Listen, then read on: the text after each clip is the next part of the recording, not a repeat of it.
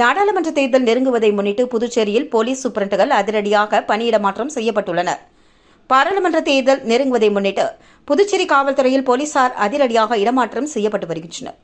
இன்ஸ்பெக்டர்கள், sub இன்ஸ்பெக்டர்கள் மற்றும் போலீசாரை அடுத்து போலீஸ் சூப்பரண்டுகள் இடமாற்றம் செய்யப்பட்டு வருகின்றனர். உணவு கடத்தல் தடுப்பு பிரிவு ரச்சனா சிங் ஆயுதப்படைக்கும், ஸ்பெஷல் பிரான்ச் செல்வம் போக்குவரத்து பிரிவுக்கும், போக்குவரத்து பிரிவு மாறன் உணவு கடத்தல் தடுப்பு பிரிவுக்கும், தெற்கு பகுதி வீரவல்லவன் வடக்கு பகுதிக்கும், மாஹி ராஜசங்கர் வல்லட் ஊர்காவல் படைக்கும் இடமாற்றம் செய்யப்பட்டுள்ளனர்.